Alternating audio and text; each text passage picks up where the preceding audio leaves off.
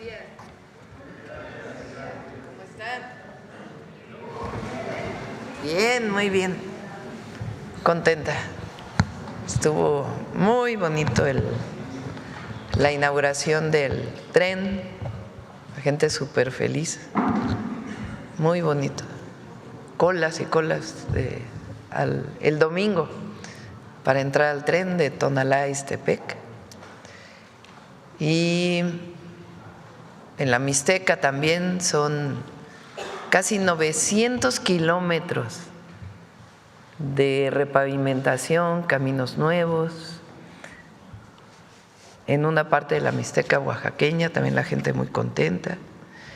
Y ayer en Veracruz, que aprovechamos para inaugurar la nueva aduana de Veracruz, muy amplia, ya con sus equipos no intrusivos se llama, de rayos X y otros rayos para poder ver el contenido de los vehículos. Muy amplia, va a ayudar también al puerto de Veracruz porque ya no tienen que pasar por el puerto por la ciudad para esa aduana. Inauguramos una casa de Benito Juárez, quedó preciosa. Es el lugar donde llega Juárez después de salir de la Ciudad de México con la Guerra de Reforma, que hace un recorrido hasta llegar a Veracruz, y ese es el primer lugar donde vive con su gabinete. Muy bonito museo. Y después el evento de los 200 años de la independencia en la mar. Entonces fue un fin de semana muy movido y muy alegre. Bueno, ahora vamos a informar. Primero, lunes, ¿quién es quién? Sería Iván Escalante. Después vamos a estar informando cada vez que haya salida de las rutas de la salud, para que todas y todos lo sepan.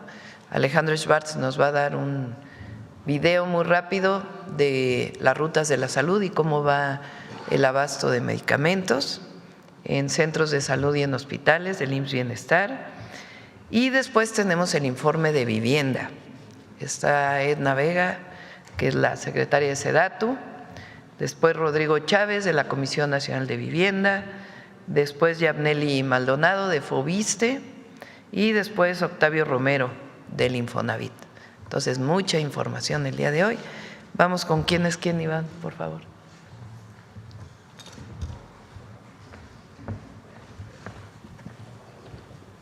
Muchas gracias. Con su permiso, Presidenta, iniciamos con quién es quién en los precios. Adelante, por favor.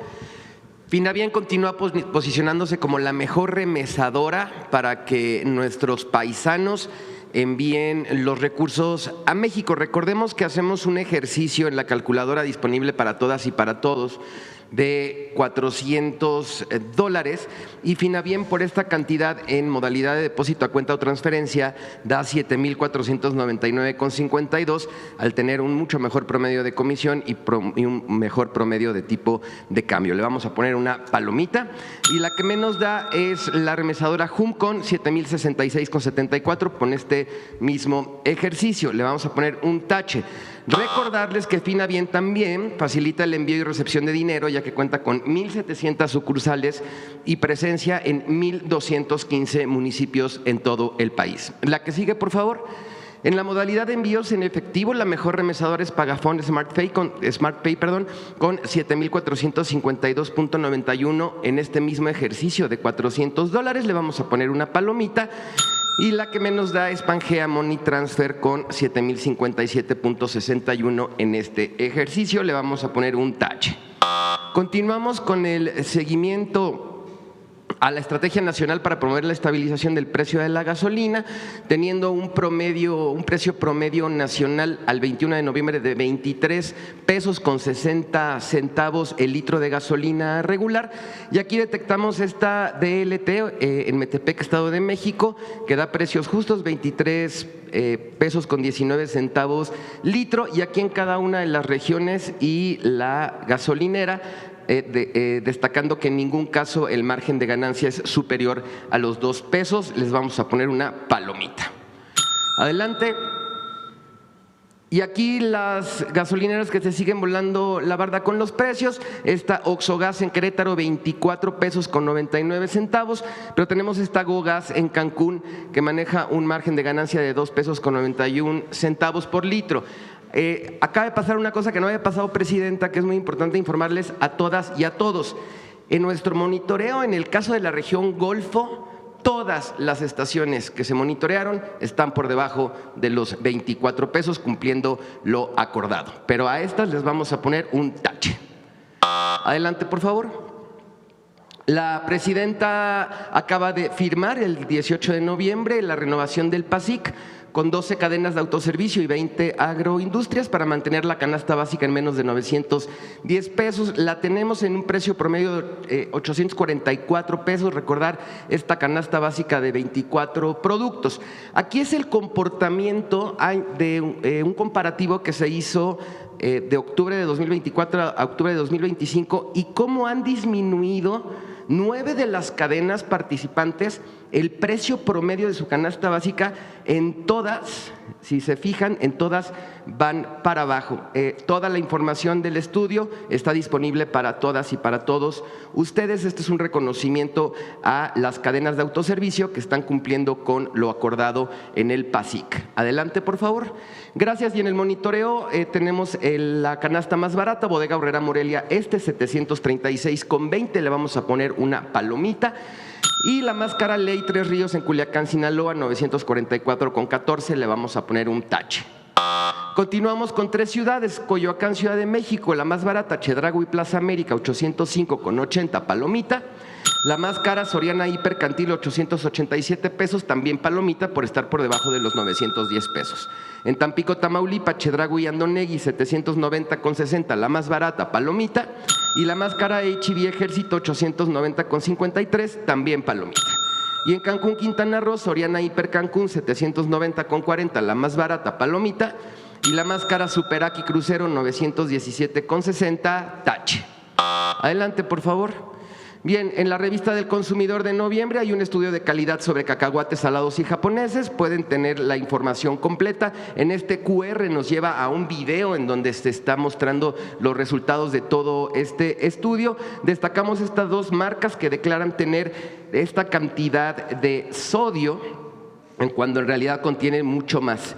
En esta contiene 1.124 miligramos por cada 100 gramos y en esa 785 declarando mucho menos. Toda la información está disponible tanto en la revista del Consumidor como en nuestro sitio de internet. Adelante, por favor. Finalizamos con los consejos Profeco de la semana. 1, Finabien continúa posicionándose como la remesadora que te da lo justo por los dólares que te envían. Utilízala. 2, la canasta básica del PASIC se encuentra en 844 pesos promedio nacional. Compara y elige el establecimiento que se ajuste a tu presupuesto. 3, en la edición de este mes de la revista del Consumidor hicimos un estudio de calidad a cacahuates salados y japoneses. Consúltalo en línea o en su versión impresa. Nuestras redes sociales, el número del consumidor y la página de internet. Muchas gracias, Presidenta.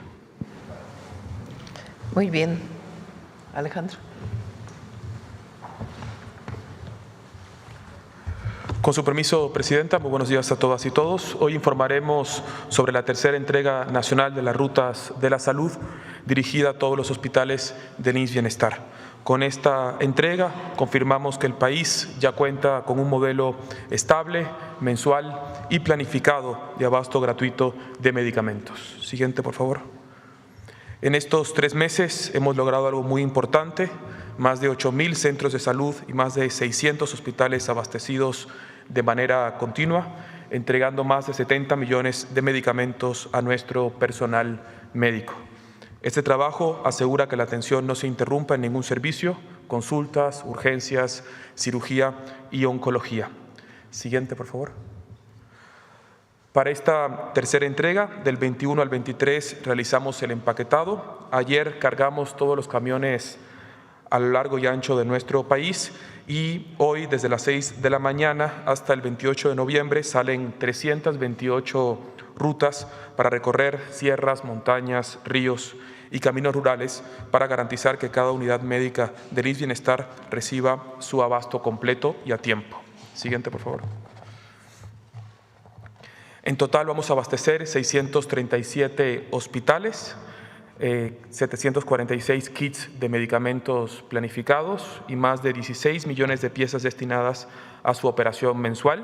Cada ruta significa que un paciente podrá recibir su tratamiento sin interrupciones y, por supuesto, sin importar la geografía. Siguiente. Presidenta, con esta tercera entrega consolidamos un sistema nacional de distribución que funciona con regularidad, continuidad y suficiencia, porque el abasto, como usted nos ha señalado, no es un trámite administrativo, es un acto de justicia social. Es que una mujer salga con su tratamiento completo, que una quimioterapia no se interrumpa y que un niño reciba su antibiótico a tiempo. Seguiremos, Presidenta, fortaleciendo este mecanismo junto con la Secretaría de Salud, Birmex, con los comités de vecinos de nuestros centros de salud y el personal médico y de enfermería en todo el país. Tenemos un pequeño video. Con las rutas de la salud, sí hay medicamentos en los hospitales y centros de salud de IMSS Bienestar. Desde agosto que dio arranque esta estrategia impulsada por la presidenta Claudia Sheinbaum, se han entregado más de 70 millones de piezas de medicamentos y se han abastecido 8,224 unidades médicas. Del 24 al 28 de noviembre, realizaremos la tercera entrega nacional de Rutas de la Salud para abastecer 637 hospitales a los que se entregarán 16 millones de piezas de medicamentos. Las rutas de la salud cada mes recorren miles de kilómetros llegando a donde nadie más llega, por tierra, por aire y por agua, para llevar medicamentos y material de curación a comunidades rurales, costeras, serranas e indígenas. Estamos aquí como testigos de que se está llevando a cabo el surtimiento de medicamentos y nuestro agradecimiento en nombre de mi comunidad al gobierno que representa Claudia Sheinbaum, y con este nuevo programa pues está mejorando más el servicio. Cada unidad médica recibe un kit mensual diseñado según necesidades reales: antibióticos, analgésicos, antihipertensivos, hipoglucemiantes, antiinflamatorios, suplementos, vitaminas y medicamentos para salud materna, infantil y mental. En hospitales se incluyen insumos para especialidades como cardiología, neurología, hematología, psiquiatría, nefrología y anestesia. Quedamos 100% satisfechos, tanto el pueblo como el personal. El paciente se va a ir satisfecho porque se va a ir con sus medicamentos, y pues también agradecer por todo esto que nos acaba de mandar. IMSS Bienestar continúa construyendo la red de abasto más grande y cercana del sistema público de salud, porque la salud no espera, sí hay medicamentos y siguen llegando. ¿Sería cuánto, Presidenta? Adelante.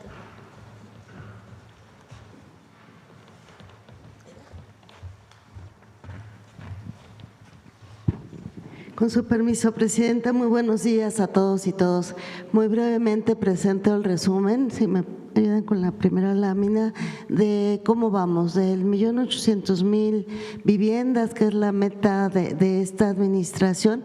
Para este año nos propusimos arrancar 386,000 viviendas. Vamos bien, en más de 390 predios están ya en algún punto del proceso de la consolidación de los proyectos, con 345,817, es decir, 90% de la meta de este año. El restante 10%, en particular por parte de Infonavit, se están consolidando ya los proyectos, está en el periodo de proyecto ejecutivo. El día de hoy, tanto el ingeniero Octavio Romero como el licenciado Rodrigo Chávez justamente nos van a presentar información muy importante respecto de todas estas obras y cómo vamos. Y la que sigue, por favor. Aquí ya muestras de los avances importantes que tenemos en las obras. Adelante. De entregas de vivienda, el total proyectado para entregar entre noviembre y diciembre es de 6,051 viviendas, que tanto por parte de Infonavit como por parte de Conavi están previstas, el mayor número en diciembre. Y finalmente, adelante por favor. El tema de la regularización, que también vamos bien, ya como habíamos informado en con sesiones anteriores, vamos al 185%, considerando las escrituras entregadas tanto por Foviste Infonavit como por parte del Instituto Nacional de Suelo Sustentable. Siempre aprovechamos este espacio para insistir con las personas derechohabientes y beneficiarias que no se dejen sorprender. Seguimos recibiendo reportes de personas que se presentan como gestores, pedirles a las personas que directamente atiendan a las páginas de las instituciones y en el portal de viviendabienestar.gov.mx para cualquier duda, inquietud o inscripción en los programas. Muchas gracias, presidente. Rodrigo.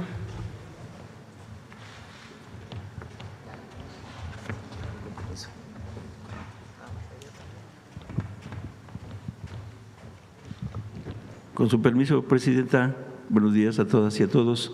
Vamos a dar los avances de la CONAVI, la que sigue, por favor.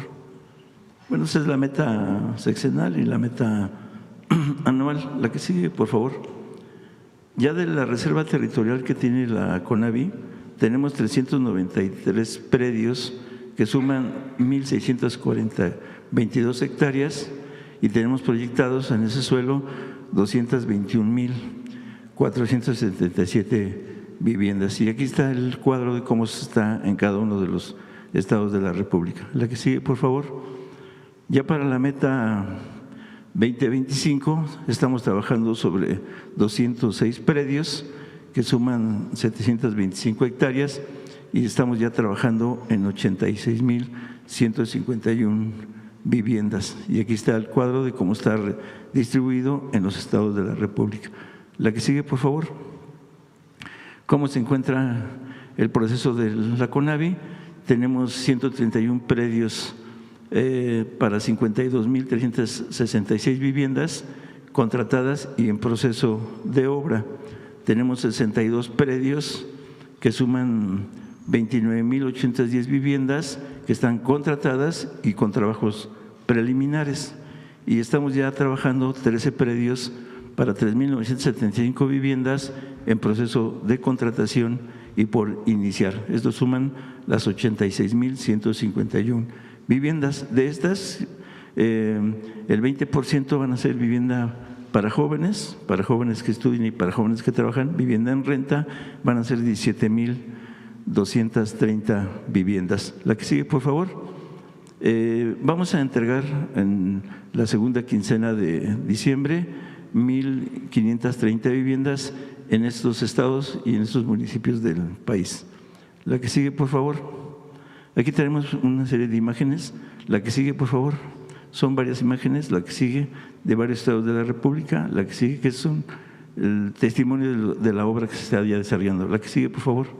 La que sigue. La que sigue, por favor. La que sigue. La que sigue, por favor. La que sigue. La que sigue, por favor. La que sigue. Y la siguiente. Y la siguiente. La siguiente. Bueno, hicimos una muestra, digamos, nacional de cómo va la obra. Y en el registro, hasta el día de ayer, terminamos la tercera etapa de registro para participar en el proceso de la vivienda. Para la primera etapa metimos 21,173 viviendas y se registraron 93,216 en los módulos de registro.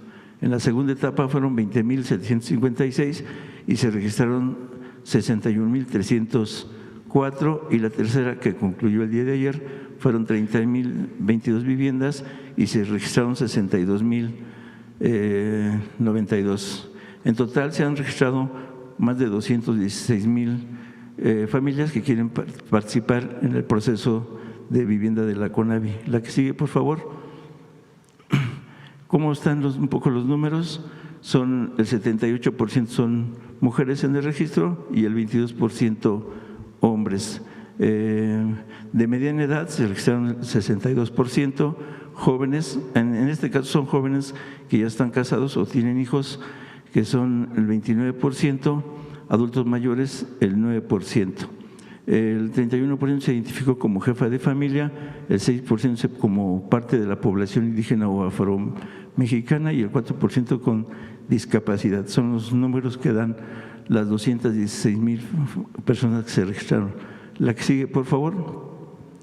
Vamos a iniciar las asambleas y los sorteos para la asignación de personas beneficiarias del 1 al 18 de diciembre. Vamos a publicar en la semana las días de las asambleas y los lugares de las asambleas.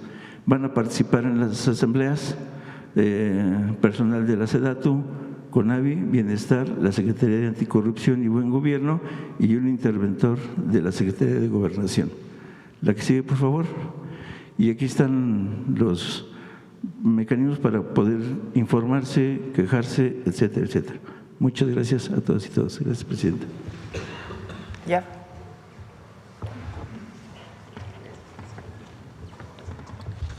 Buenos días a todas y todos. Con el permiso de la Presidenta, me permito dar los informes del FOBISTE en el marco del Programa de Justicia Social que se emite para resolver y liquidar los créditos. Llevamos un avance en la primera y segunda etapa de 242,812 personas beneficiarias. Decirles que aquí tenemos una meta de 400,000 y queremos decirles a todos y a todos que sigan actualizando sus datos porque esta es la llave para los beneficios. Los beneficios otorgados es que se liquida el crédito, se reestructuran estos créditos, hay condonación de intereses y por tanto de adeudo vencido, quitas y ajuste en la obligación de pago. Adelante. También en el marco de este programa hemos avanzado en la entrega de constancias de finiquito, ya avanzamos en 24 entidades y informarles que se están entregando más de 133,000 cartas de beneficio con las buenas noticias del FOBISTE en el marco del Programa de Justicia Social. Estas cartas nos están ayudando a repartirlas las y los carteros de México del Servicio Postal Mexicano. Llevamos un avance de 55,320 cartas que están llegando a las personas pensionadas y jubiladas beneficiarias. Si reciben esta carta y quieren verificar sus beneficios, actualizan sus datos e ingresan a su estado de cuenta. La siguiente, por favor. También ampliamos a petición de las y los trabajadores al servicio del Estado el crédito Tú Construyes de autoproducción de vivienda con asistencia técnica. Incorporamos las entidades de Puebla, San Luis Potosí, Querétaro, Veracruz y Michoacán. Ya realizamos las asambleas en Oaxaca, Hidalgo y Guerrero y tenemos próximas asambleas en Chiapas, Estado de México, Guerrero, los municipios faltantes, Tlaxcala y Michoacán. La siguiente, por favor. En relación al programa de vivienda para el bienestar del FOBISTE, las acciones estratégicas que estamos llevando a cabo para arrancar nuestras 100,000 viviendas es que ya participamos en las mesas coordinadas por SEDATU, en las mesas técnicas de suelo, ya tenemos poco más de 30 hectáreas apto para producir vivienda y en estas evaluaciones ya tenemos incluso suelo compartido con CONAVI e Infonavit, tanto en Chiapas como San Luis Potosí y Campeche. Tenemos ya listos los terrenos para el arranque de obra de las viviendas en FOBISTE, en Puebla, Chiapas y próximamente Hidalgo. Es cuanto.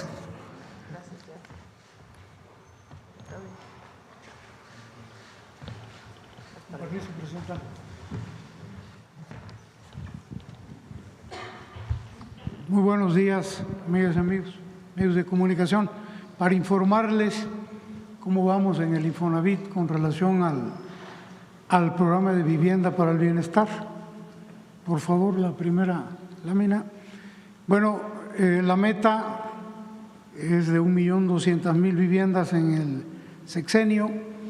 Llevamos al 21 de noviembre 250, un poco más de 259,000 viviendas contratadas. Vamos a cerrar este año con poco más de 300,000 viviendas.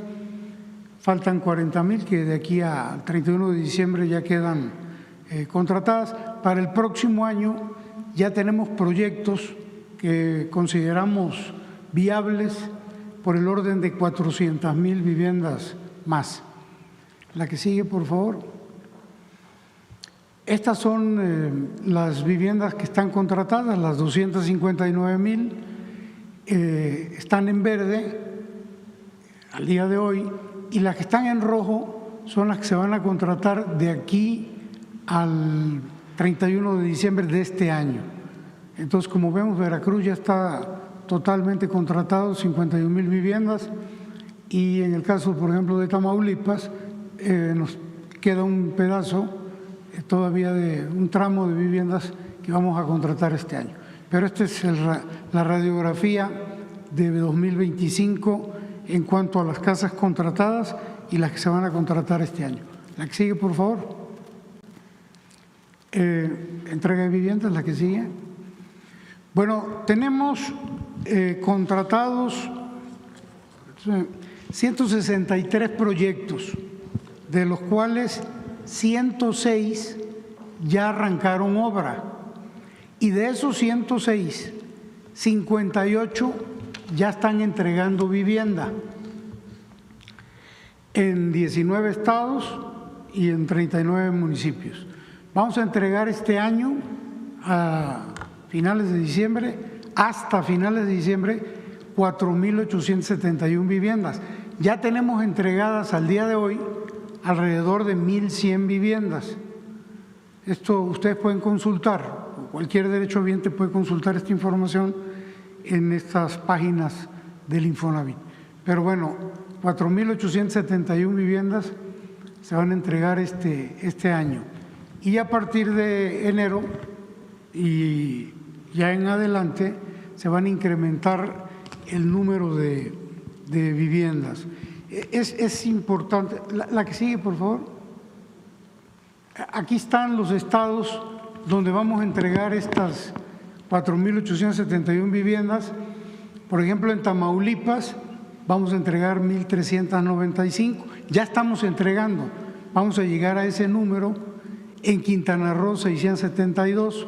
También ya estamos entregando.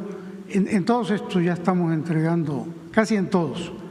Y estas son las 4,875. Nuevo León, Veracruz, Tabasco, Chiapas, Morelos, todos los estados que aparecen ahí son 19. Es importante, la que sigue. Antes de que les muestre yo se las voy a enseñar de un jalón, las casas muestra, cómo están quedando. Estas son las casas que ya estamos entregando. Esto, por ejemplo, es en Benito Juárez, en Quintana Roo. Es un proyecto de 5,000 viviendas. Estos son los edificios, no son renders, son fotografías reales, y estas ya son las casas muestras con muebles. Ahí les pedimos a los desarrolladores que no pongan muebles muy caros, sino que son muebles muy modestos, pero la verdad es que están quedando muy bonitas las casas. La que sigue, por favor. Esto es en Pesquería, Nuevo León. Este es en Ciénaga de Flores, Nuevo León. Estas son casas unifamiliares de 2 niveles. Aquí dentro de la casa se ve la escalera. También los espacios están muy bien. La que sigue, por favor. Estas son unifamiliares. Estas casas tienen la característica de que tienen su estacionamiento y tienen un pequeño patio en la parte de atrás, y por dentro están también muy espaciosas, muy bonitas. Todas las casas son de 60 metros por lo menos, y se entregan con luz, agua, drenaje, hay transporte, están cerca de comercios, escuelas, hospitales. La altura de las casas ya no es de 2,40, sino es de 2,70, en algunos casos de 2,80, tal y como nos instruyó la Presidenta de la República. La que sigue, por favor. Esto es en Reynosa, en Tamaulipas, son 1,080 viviendas. Esta es la imagen, la que sigue. Este es también en Reynosa, se llama Florencia el desarrollo. Este es el edificio, estos son los departamentos. La que sigue, por favor. En Mérida, Yucatán, hay un proyecto de 2,600 viviendas. Estos son los edificios. Ahí están las viviendas ya amuebladas, para que los derechohabientes se den una idea de los espacios. La que sigue, por favor. Playa del Carmen, el Edén, son casi 1000 viviendas, es muy bonito este desarrollo. Ahí están las imágenes, la que sigue. En Oaxaca, en Oaxapan de León, en Oaxaca, aquí está la imagen, la que sigue. Bueno, aquí yo quisiera nada más comentar que modificamos los requisitos para el otorgamiento de los créditos hipotecarios. Antes era un problema porque eran 25 o 30 requisitos, habían que sumar 1080 puntos. La instrucción que nos dio la presidenta fue que hiciéramos una simplificación muy importante y la hicimos, y ya prácticamente no hay requisitos. Hay 3 condiciones. Una condición, pues obvia, que sean derechohabientes. La otra, que ganen entre 1 y 2 salarios mínimos. Y la tercera, que no tengan crédito hipotecario vigente, es decir, que no tengan vivienda.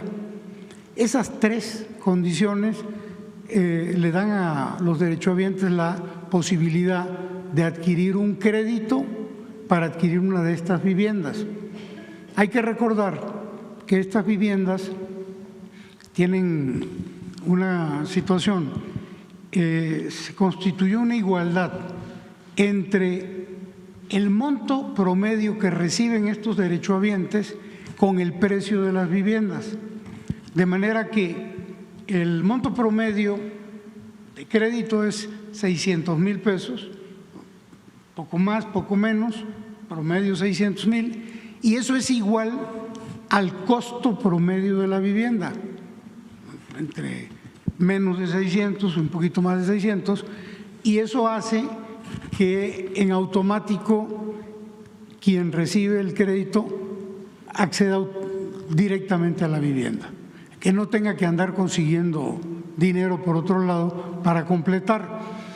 Y la parte que a mí me parece más importante es la que tiene que ver con los jóvenes, porque ahora un joven, a partir de los 18 años, que es mayor de edad, con 6 meses de estar cotizando, ya tiene derecho a una vivienda. Entonces ya estamos entregando, nos ha dado muchísimo gusto, porque jovencitos que ya son padres de familia, en algunos casos padres solteros, madres solteras o parejas muy jóvenes, ya están adquiriendo estas viviendas, al igual que derechohabientes que ya tenían mucho tiempo y que no tenían esperanza de acceder a una vivienda como estas, ya se les están entregando las viviendas. La que sigue, por favor. Bueno, ¿cómo vamos? Esto ya es muy rápido. ¿Cómo está la cartera del Infonavit? Hablábamos de los créditos impagables. Cuando nosotros llegamos, habían 6.563.000 créditos en el Infonavit. Estos se otorgaron en la administración del presidente López Obrador, 1.277.000, y de mejora 430.000. Los créditos en el Infonavit hasta antes del presidente López Obrador eran impagables porque se les cobraba de más. En esa administración se empezaron a cobrar correctamente y eso se refleja en el índice de morosidad. Si ustedes observan, 3.3% para los hipotecarios y 1% para los de mejora. Si lo comparamos con el índice de mora de la banca comercial, estamos bastante bien y en promedio diríamos que abajo del 2.7 de la banca comercial. Pero nos quedó esta herencia maldita de los créditos impagables de 4.856.000 que empezamos a corregir desde el principio de la administración por instrucciones de la presidenta. Bueno, ¿qué hemos hecho? Ya resolvimos con beneficios adicionales 915.000, con un programa que se llama Paga lo Justo hasta julio de 2025, 500.000 adicionales, y solución integral para acreditados, que es otra manera de resolver estos créditos, 1.085.000. Es decir, llevamos 2,5 millones de esta cantidad que ya están reestructurados. Ya la gente puede pagarlos. Y de aquí a diciembre de este año vamos a completar los 4.856.000. Nos faltan 2.356.000 créditos y en diciembre de este año queda resuelta toda esta cartera impagable que había en el Infonavit. La que sigue, si es que hay. Bueno, con relación a los créditos de mejora de vivienda, el Mejoravit, la meta eran 250.000, nos trazamos una nueva meta a 280.000 y vamos a llegar a ella sin ningún problema. Yo creo que es todo, ¿verdad? Eso es cuanto, presidente. Gracias, doctor. Bueno, ya vamos a empezar a entregar casas a las familias. Bueno, ahora sí vamos a las preguntas. A ver el compañero. ¿Qué tal, presidenta? Buenos días. Rodrigo Muñoz, de NX Noticias. Preguntarle en primera instancia, pues, este recorrido que hace por las inauguraciones de las estaciones, ¿cómo le fue? ¿Qué tal vio las instalaciones? ¿Cómo quedaron? Y sobre todo el sentir, pues, de la gente que está ahí cercano. A ver si pones las estaciones, lo que presentamos el viernes, todas las estaciones. Es muy bonito porque la mayoría de las estaciones ya existían del antiguo tren. Entonces son estaciones antiguas restauradas, muy bonito. La gente pues está muy contenta. Imagínense ahora de Tonalá a Ixtepec, de ahí a Salina Cruz, de Salina Cruz a Coatzacoalcos y de Coatzacoalcos a Palenque, pues se puede ir en tren, cosa que antes no se podía. Y seguimos trabajando en la de Tonalá hasta Ciudad Hidalgo, la frontera con Guatemala. ¿Sí las tienes por ahí? Entonces nos fuimos bajando en cada una de las estaciones y la gente llegó pues contenta, atraída por la llegada, la apertura del tren, y en el camino también mucha gente muy feliz. La del sur, hay otra que muestra las estaciones que están en el sur, de Ixtepec hasta Tonalá. Ahí está.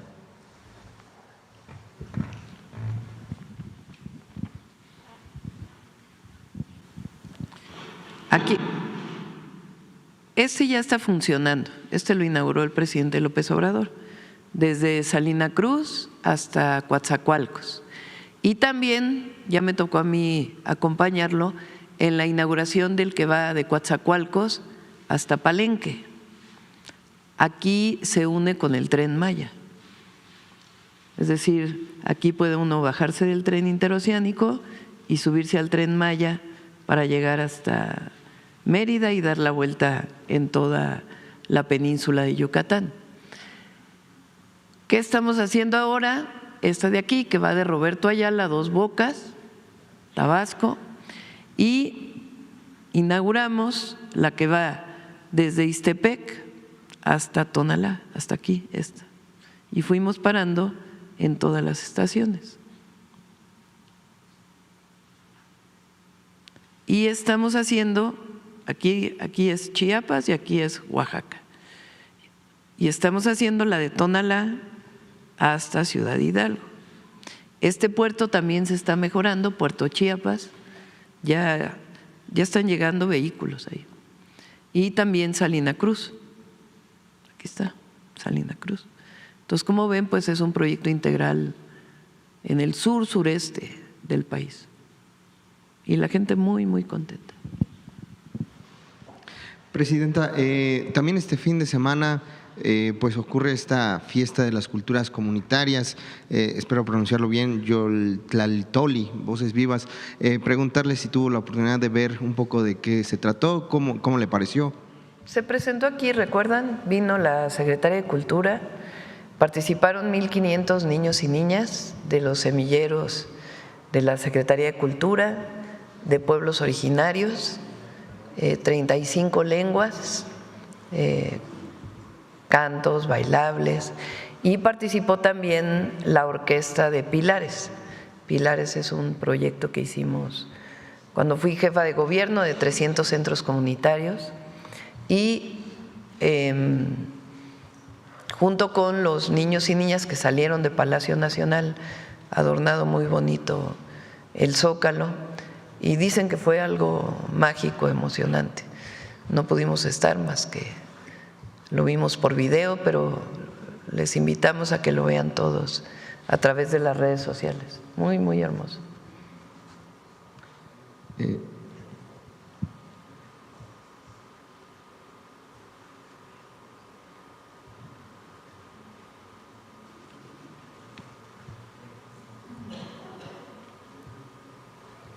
¿No tiene sonido? Pues ponle.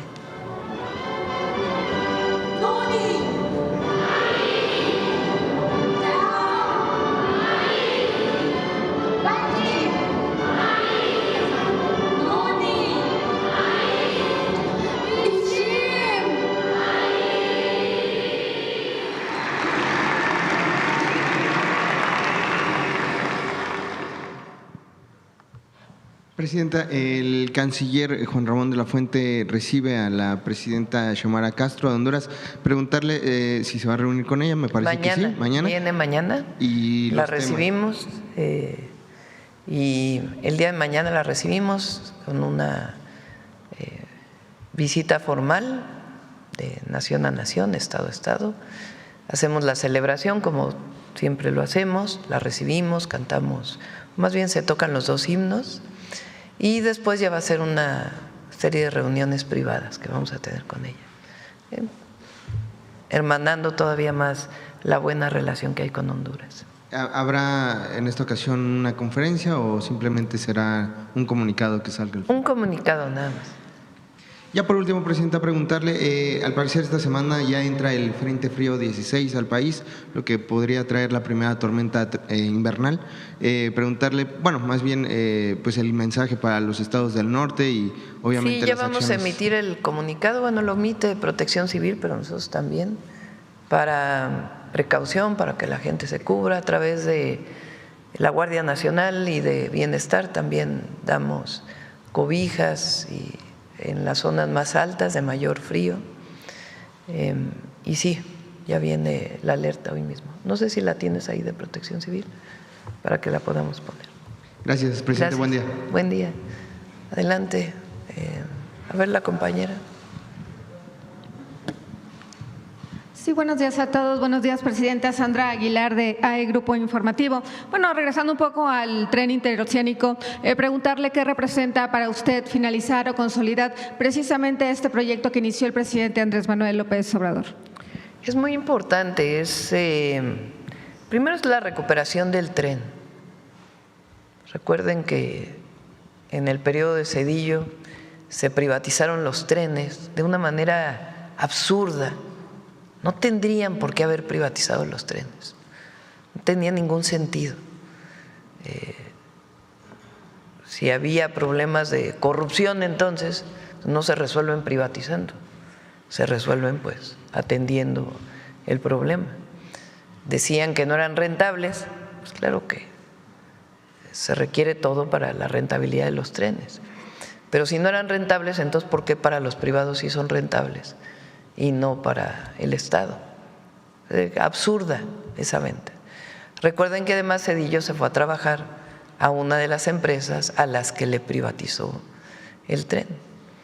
Bueno, en el caso, por ejemplo, del México-Querétaro, Miguel de la Madrid todavía inauguró estaciones, el tren México-Querétaro. Todavía hay vías, todavía se ven catenarias y después se privatizaron. Entonces, el rescate que hace el presidente López Obrador de los trenes es fundamental para pasajeros, es decir, como movilidad local para unir localidades, de turismo y también de carga. El sureste durante muchos años pues ha tenido muy poca movilidad. Nosotros estamos haciendo también la carretera Macuspana-Escárcega, que también va a dar continuidad a las carreteras que van a la península de Yucatán. Pero bueno, en el caso de los trenes, pues es importantísimo. Y además genera una enorme alegría a la población y les da la oportunidad de tener una movilidad distinta, movilidad moderna, que vincula comunidades, para el propio comercio entre las comunidades. Es algo muy hermoso. Y además, en el caso del interoceánico lo hacen los ingenieros de Secretaría de Marina pues cambia la vida de las comunidades. Entonces es algo muy bueno y se está fortaleciendo el puerto de Salina Cruz, que se hicieron las escolleras con el presidente López Obrador y ahora pues está equipando todo el puerto. Hay una nueva área del puerto que se va a desarrollar. Y en el caso de Puerto Chiapas, que es un puerto que tenía mucho asolve, ya se hizo un estudio con el Instituto de Ingeniería de la UNAM, se va a ampliar también la escollera y ya también está avanzando de manera muy importante. Eso fortalece la comunicación del sur-sureste y además permite también pues la salida de mercancías y la llegada de mercancías. Entonces es un proyecto fundamental para el desarrollo del país y la gente de verdad una alegría contagiable. Sí, en efecto, Presidenta, este pasado fin de semana pues estuvo en el sureste mexicano y bien abordando el tema de la Secretaría de Marina. Sabemos que estuvieron de fiesta, pero también ha regresado el buque Cuauhtémoc a territorio mexicano. En ese sentido, preguntarle, Presidenta, alguna información que nos pueda dar acerca de los peristajes, de la investigación que se ha desarrollado pues a lo largo de estos meses. ¿Tenemos alguna razón de ello? Recuerden que el peritaje se está haciendo en Estados Unidos. Tendrán que dar la información a los jóvenes marinos que están estudiando, cadetes navales, pues nuestro reconocimiento, nuestro cariño, la descripción que hizo el capitán de navío fue extraordinaria de cómo fue que ellos vivieron el terrible accidente. Nuestro reconocimiento a las familias de los dos jóvenes fallecidos. Van a estar sus nombres en el Cuauhtémoc, recordándoles. Pero la actitud de todos los jóvenes en un momento difícil fue algo muy especial, muy emotivo, que lo contó él en la presentación del buque escuela. Y ahora pues está ya bien el buque y además pues sigue su camino, lo cual también levanta mucho el ánimo de los jóvenes y la propia Secretaría de Marina. Y además agradecer toda la solidaridad de los paisanos en Nueva York, que fue algo extraordinario, con las y los cadetes, con la Secretaría de Marina, la solidaridad mundial que se recibió por este accidente. Y ya el peritaje ya pues muy pronto estará y depende de las autoridades de Estados Unidos. De todas maneras, la aseguradora pagó la reparación del buque. Finalmente, Presidenta, aprovecho que habla de los jóvenes. Como todos sabemos, hace algunas semanas en efecto se llevó a cabo pues este movimiento o marcha denominada Z. De inicio era de jóvenes, del cual vimos ausencia. Sin embargo, bueno, se espera otro movimiento o otro llamado que usted precisamente realiza este fin de semana, pues de la mano también de los legisladores en su momento cuando se reunió este jueves o viernes pasado para la convocatoria para el próximo 6 de diciembre. En ese sentido, ¿para quién es el llamado? ¿Qué es lo que van a celebrar? A todo el pueblo de México. Esta idea de que hay enojo, insatisfacción, molestia, que han querido levantar en las redes. Había 4 personas gritando ahí en Juchitán y 2,000 recibiendo y entonces hacen todo un cuento pues de que, cosa que la verdad no afecta porque la gente sabe de la alegría por haber recibido el interoceánico. Entonces, hay mucha alegría en la gente, lo veo yo, no solo cuando llego a un lugar, que hay mucha gente esperando, sino en el camino, en las carreteras, la gente cómo me saluda. Cuando llegamos a una ciudad, a un pueblo, es algo muy bonito. Y hay mucho que celebrar, como dije. Claro, nuestros detractores, pues no, ellos no quieren celebrar, pero no hay problema. Es un país libre.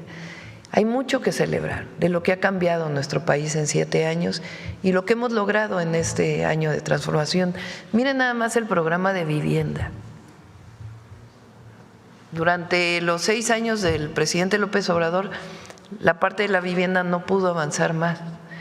Y ahora, pues fíjense, son casi 5 millones de créditos del Infonavit que están siendo disminuidos. Gente que debía 3 veces su casa y que ahora prácticamente se les está entregando la escritura. 5 millones. Ya van 2 millones, ¿no, Octavio? Que ya fueron reestructuradas sus deudas y faltan alrededor de 3 millones, 3.3 millones, que van a ser en noviembre y en diciembre, que van a ser reestructuradas las deudas. 5 millones de familias con problemas para pagar su casa, 20 años, algunos más, debiendo la casa de un crédito injusto, y ahora pues están recibiendo esta reestructuración y disminución sustantiva o de plano ya directamente la escritura de su vivienda. Además, se van a construir 1.200.000, casi 300.000 viviendas con Infonavit. Para poder acceder ahora a un crédito del Infonavit, pues ya cambió, ya antes eran 26 puntos y una cantidad de requisitos, y ahora son 3 requisitos, es muy fácil acceder al crédito. Además, mejora de vivienda, 430.000 mejoras de vivienda. O sea, durante 6 años van a ser 5 millones de créditos reestructurados para quien ya tiene vivienda y no podía pagarla, y además 1.300.000 viviendas, casi 1.300.000 viviendas nuevas de por lo menos 60 metros cuadrados, lugares dignos, con acceso a todos los que tienen entre 1 y 2 salarios mínimos de ingreso. Y luego 430.000 mejoramientos de vivienda. Y luego aparte, para todos los que no tienen Infonavit y que tienen Foviste, también va a haber construcción de viviendas. Y además, para todos los que no tienen ni Foviste ni Infonavit, van a ser 300.000 viviendas. Sí. Y ahora pues ya estamos entregando la vivienda en el primer año de gobierno y ya prácticamente se tienen los predios para la construcción de todas las viviendas. Pues que no hay que celebrar eso, pues claro que sí. Y además todos los programas de bienestar que se mantienen, más el de mujeres de 60 a 64, ya se está depositando a todas las mujeres. Cumplí con el compromiso de que todas de 60 a 64 iban a tener su apoyo, todos los estudiantes de secundaria ya tienen beca, más todos los programas que existían. Estamos ya inaugurando nuevas preparatorias, nuevas universidades en todo el país, además de todas las obras de infraestructura, carreteras, caminos, repavimentación. Imagínense, 900 kilómetros es, ¿cuánto es México, Nuevo Laredo? ¿Cuántos kilómetros son? Más o menos debe ser por ahí. Nada más de repavimentación en la Mixteca. La gente está feliz de que tiene nuevos caminos. Entonces, el objetivo pues es celebrar 7 años de transformación. 6 de diciembre, Zócalo de la Ciudad de México. Le agradezco, presidenta. Buen día. Gracias. A ver, ¿quién más? A ver, aquí la compañera y luego acá. Buenos días, Noemí Gutiérrez del Heraldo Media Group. Presidenta, ya había comentado que mañana recibe a su homóloga de Honduras, Xiomara Castro, pero si nos puede detallar más la agenda, si van a tratar temas migratorios, sobre todo después de que se endurecieron las políticas en Estados Unidos, si hay más hondureños en México, y si también van a tratar la problemática que hay con Venezuela, si van a crear un frente o cuáles son los temas que van a tratar. Bueno, sí, vamos a platicar de los temas de América Latina, del Caribe. Y Xiomara ya está por cerrar su ciclo en la presidencia.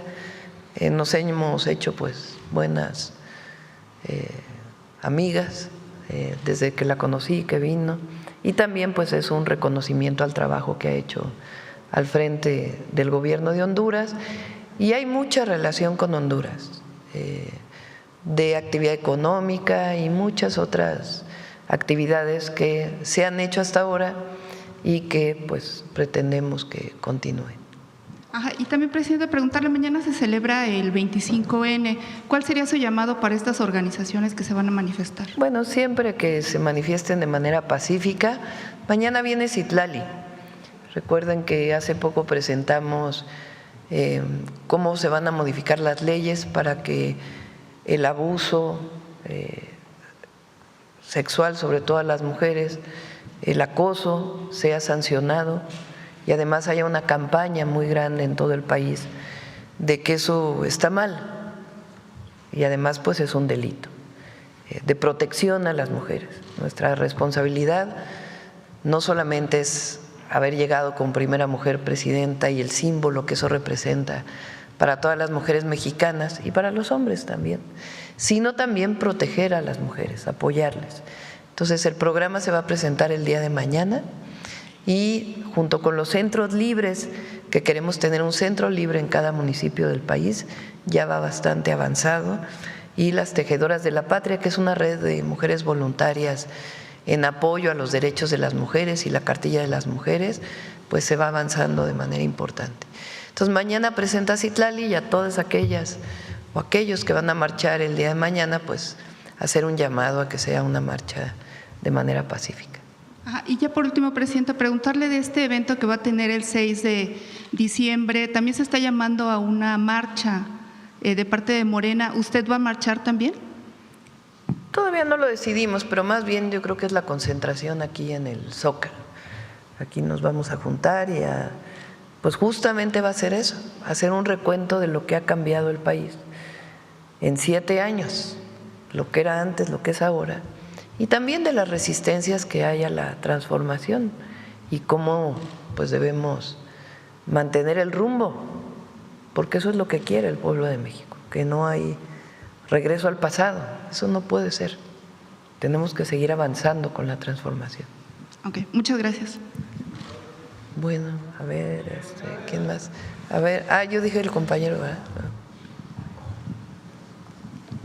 Buenos días, presidenta, gabinete, compañeros. Me siento porque piden siempre para el tiro. Presidenta Julián Mazoy, de SDP Noticias. Hablando ya de las marchas y concentraciones, entiendo que hoy estaba programado un bloqueo general de algunas carreteras por parte de un gremio de transportistas y de campesinos. ¿Qué nos podría decir al respecto, presidenta? Va a dar una conferencia más tarde la secretaria de Gobernación. Es importante que todos sepan que se les ha atendido, ha habido mesas de trabajo. Entonces no es que están bloqueando porque no haya diálogo, hay diálogo. Ahora ya algunos traen el tema de la ley de aguas. La ley de aguas está en discusión en el Congreso, incluso se abrió un foro. Claro, quien tiene acaparadas concesiones pues no le gusta la ley de aguas, ¿verdad?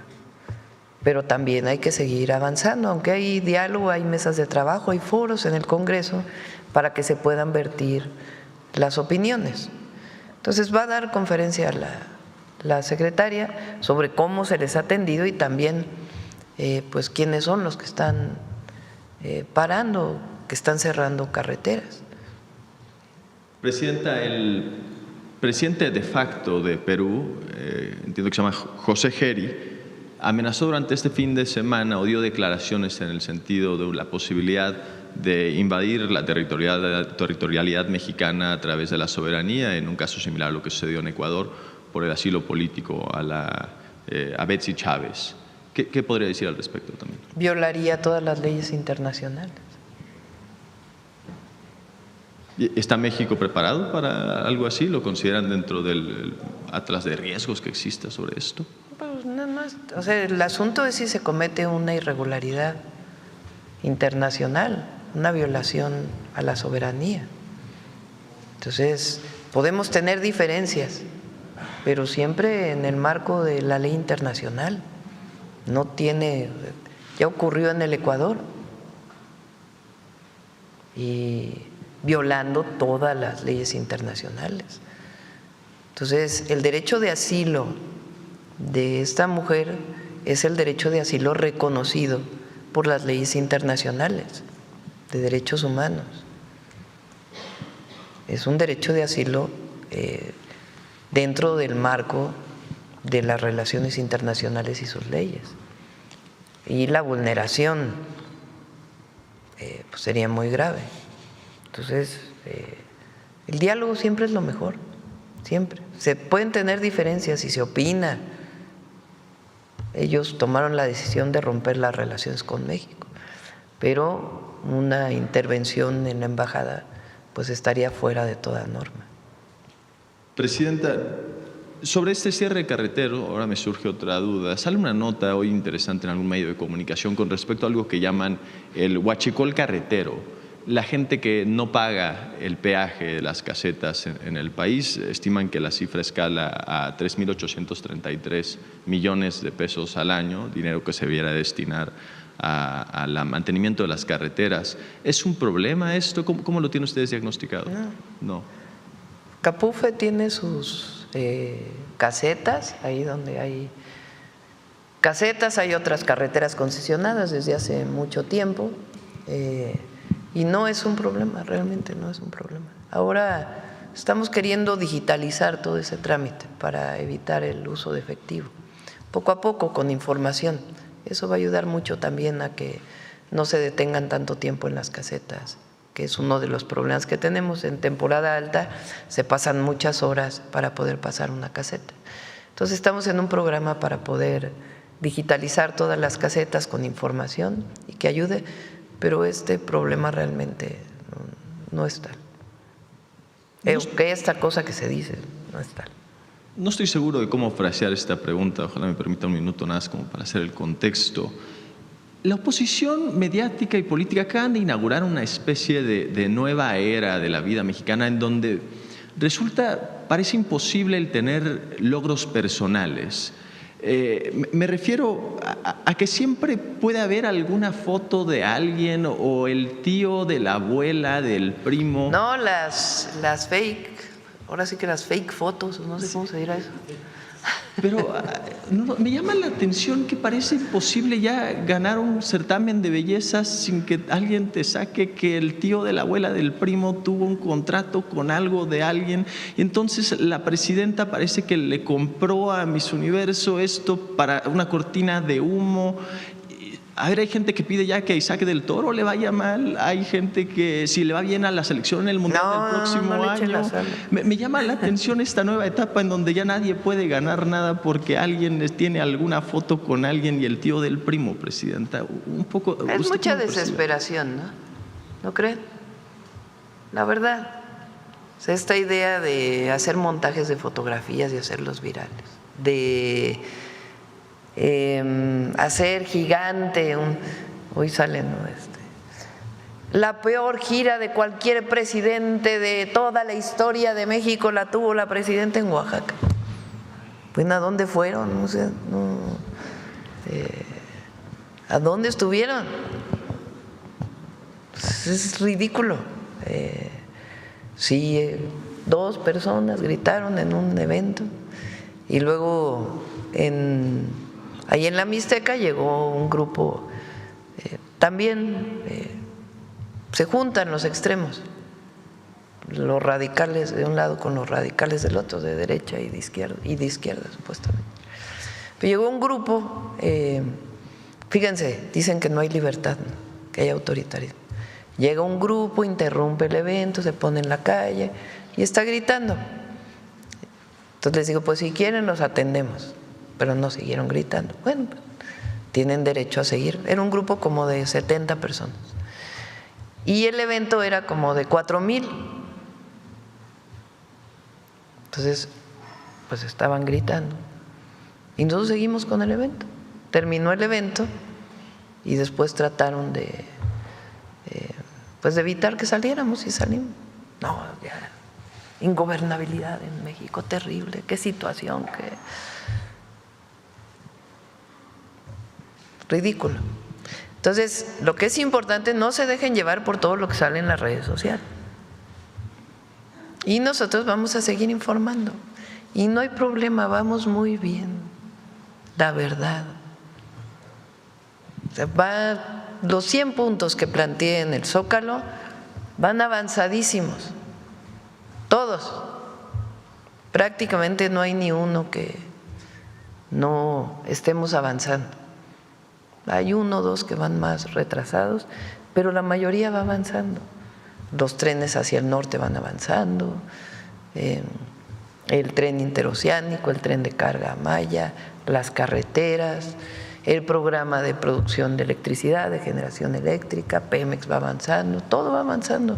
Muy bien, las fuentes renovables de energía, el impulso, las nuevas preparatorias, las universidades, vamos avanzando. En seguridad vamos avanzando. Sí, hay episodios que duelen y que hay que reforzar la estrategia, pero vamos avanzando en la disminución de homicidios dolosos. Entonces, y la gente lo reconoce. Entonces, no se dejen. Y hay mucha desesperación de la oposición, la verdad. Pero como digo, mientras más llamen a la violencia, mientras menos propuestas tengan, menos apoyo van a tener. Porque no se puede vivir en la oposición con pura crítica o pura falsa noticia. Pues tienen que hacer una propuesta. Si no hay propuesta, pues la gente no los va a seguir. Y hay mucho apoyo a la Cuarta Transformación, porque la gente vive mejor. Y la economía va bien también. Y el año que entra va a ir mejor. Va a haber más inversión pública y también inversión privada. Entonces vamos bien, empleo va bien, vamos bien, va bien el país. Y hay mucho que celebrar de la gran transformación que se está llevando a cabo. Claro, hay unos que quieren regresar a los privilegios, pero bueno, es parte también de la resistencia que hay cuando hay grandes cambios. Para insistir sobre el tema, una pregunta de seguimiento, y creo que ya puedo ser más claro entonces a partir de su respuesta. ¿Usted o alguien de su gobierno compró el certamen de Miss Universo para hacer una cortina de humo, presidenta? Ay, digo, o sea, está ridículo. O sea, evidentemente no es falso, pero además no hay que hacer caso de esas cosas. Y además nuestra felicitación a la joven que ganó el certamen.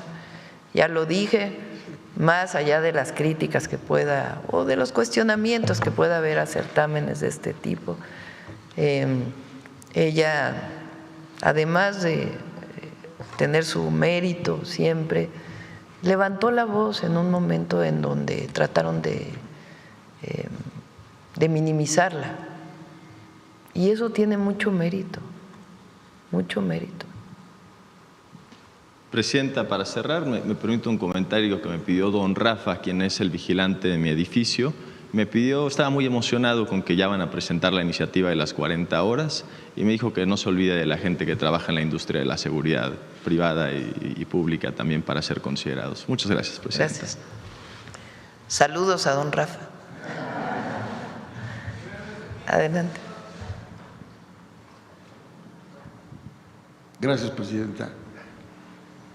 Fíjese que el fin de semana estábamos viendo las redes sociales y vimos el mensaje que mandó, ese minutito de los videos de la inauguración de las estaciones.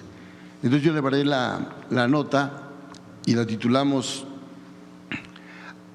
Amor y pasión por gobernar, porque se ve la entrega de la gente y sobre todo esa cercanía de manera natural de las jovencitas y de los jovencitos, ¿no? Y del gran público, pues que no se veía, inédito, desde hace muchos años que una presidenta por esos lares estuviera inaugurando un tramo que, esa es la pregunta también, si estos kilómetros ya cuentan para usted en su proyecto de los 3,000 que presentó como proyecto del tren, de la construcción de trenes, ¿no? Sí, ya cuenta. Sí. Entonces, veíamos esa parte que es para nosotros sumamente importante, esa entrega, de la gente, ¿no? No los quería poner, pero vamos a poner los videos. No, quieres ponerlos sin sonido nomás para ver las imágenes.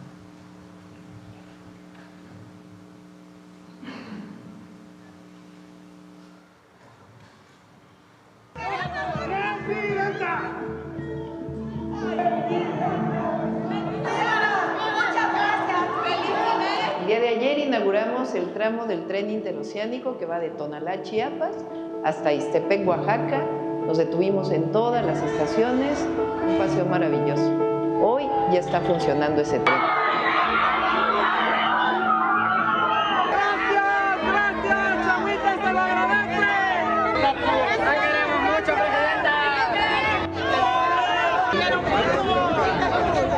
presidenta. Gracias. Y estamos en la Mixteca oaxaqueña. Bienvenida, presidenta, aquí estamos. Te vamos a respaldar siempre. Hace un año, casi un año, en enero de 2025 estuve por aquí y me comprometí a repavimentar caminos y hacer caminos nuevos. Hoy estamos entregando casi 900 kilómetros de caminos repavimentados, caminos nuevos, y vamos a seguir trabajando. Siempre con nuestra máxima, por el bien de todos, primero los pobres. ¿La prosperidad es compartida o no hay prosperidad? Mucha emotividad ahí.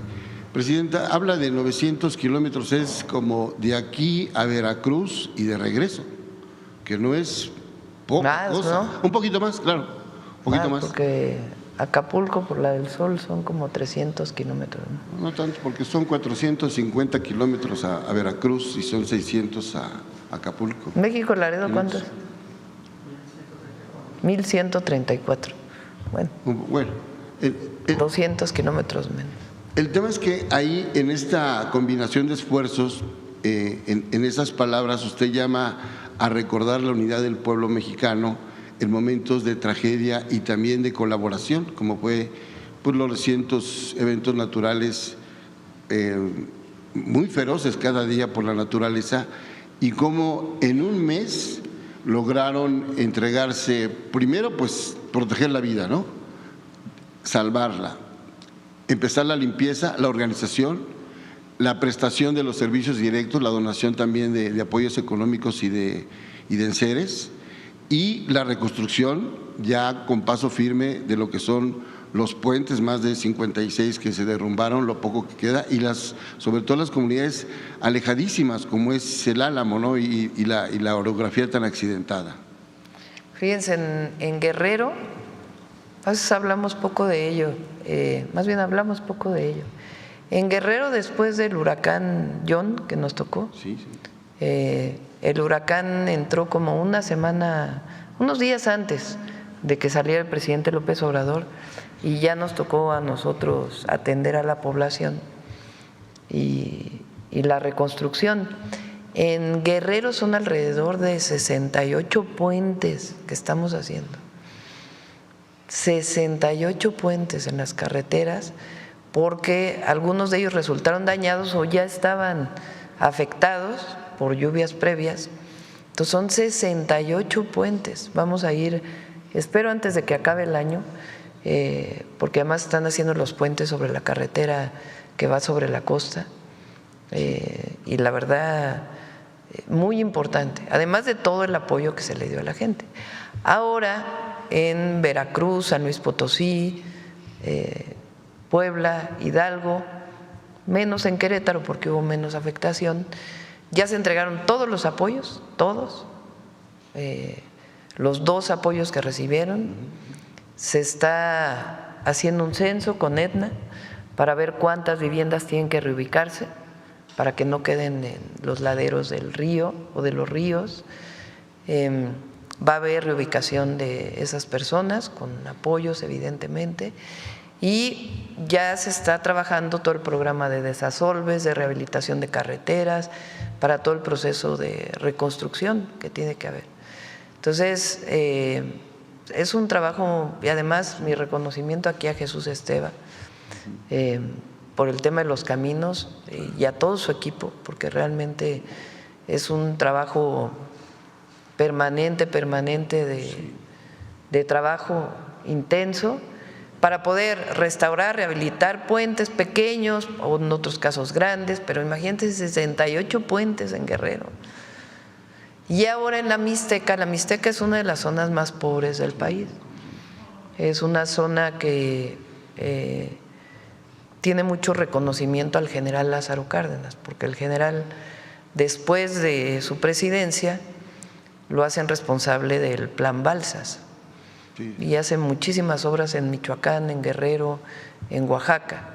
Y en particular en la Mixteca hay un montón de pequeñas obras que las hizo el general Lázaro Cárdenas como responsable del Plan Balsas. Ahí vivió un tiempo, mucha cercanía con el pueblo de la Mixteca. Por eso le llamamos al Plan Lázaro Cárdenas. Y lo primero que piden todos es caminos. Entonces hay algunos caminos que prácticamente habían desaparecido porque no se les había invertido. Y para disminuir pobreza, además de los programas de bienestar, aumento del salario, empleo, pues una parte muy importante es que haya comunicación y agua, acceso al agua potable. Esos son los dos principales que estamos desarrollando, además de salud y educación. Entonces, y apoyos a los artesanos, porque es una zona de muchísimos artesanos.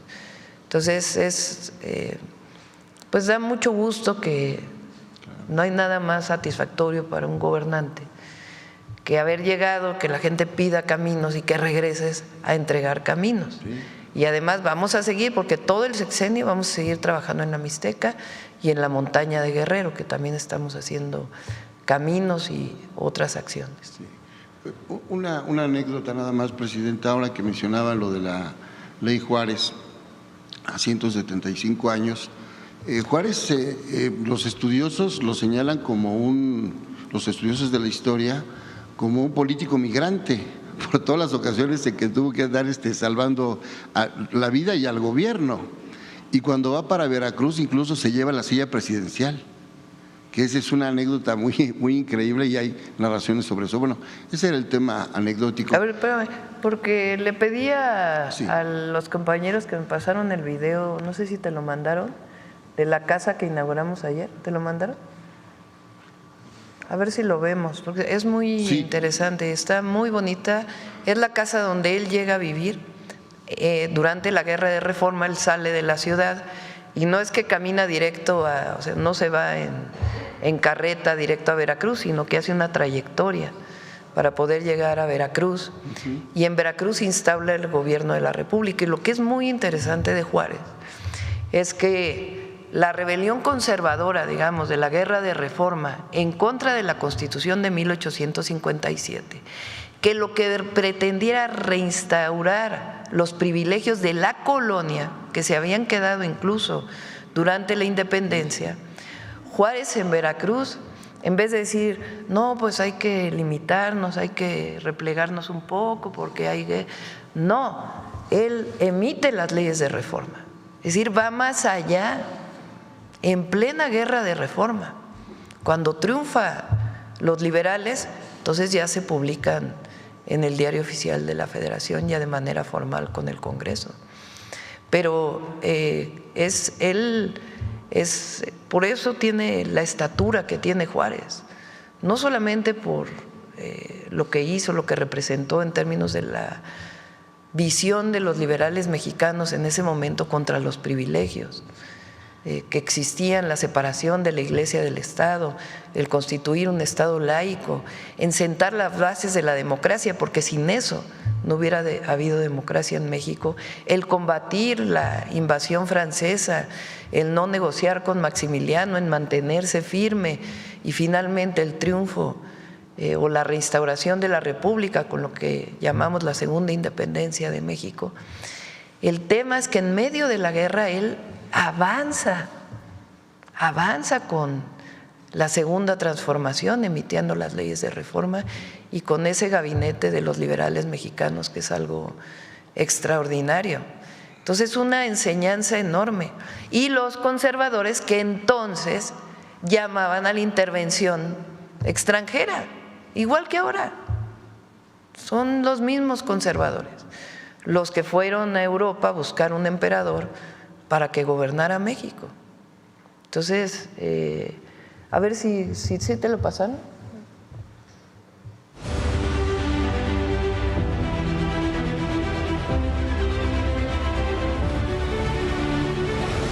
A mediados del siglo XIX, México buscaba definirse entre el pasado y el futuro.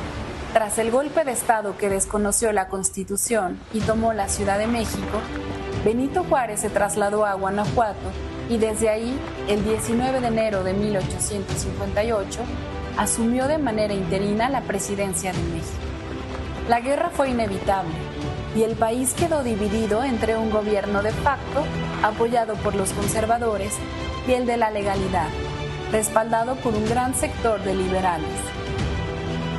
El estallido de los cañones enemigos forzó a Juárez y a sus ministros a emprender una larga travesía de 4 meses por el occidente de México y por mar hacia Panamá, La Habana y Nueva Orleans, hasta Veracruz, a donde desembarcaron el 4 de mayo de 1858. En el muelle fueron recibidos por el gobierno del estado y un pueblo jubiloso que lo acompañaron hasta la casa de María Andrea, en la que fueron alojados. Y fue aquí, en Veracruz, donde se expidieron las leyes de reforma, que finalmente separaron la Iglesia del Estado y sentaron las bases de los derechos civiles y de una nación moderna y secular. Durante 9 meses, esta casa estuvo habitada por el presidente Juárez, los ministros Manuel Ruiz y Melchor Ocampo, y sus colaboradores Francisco P. Cendejas y Matías Romero. Con el paso del tiempo, el inmueble cayó paulatinamente en el olvido y abandono. Hoy, gracias a las acciones llevadas a cabo por el gobierno del expresidente Andrés Manuel López Obrador y continuadas por la presidenta Claudia Sheinbaum, el edificio ha sido rescatado.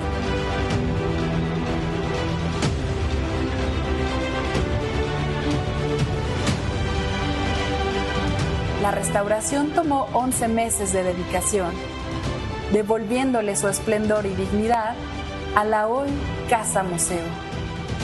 Su exposición permanente muestra la travesía del presidente Benito Juárez y sus ministros, así como la vida cotidiana de la época en la ciudad de Veracruz y una recreación de las habitaciones presidenciales y de los miembros de su gobierno.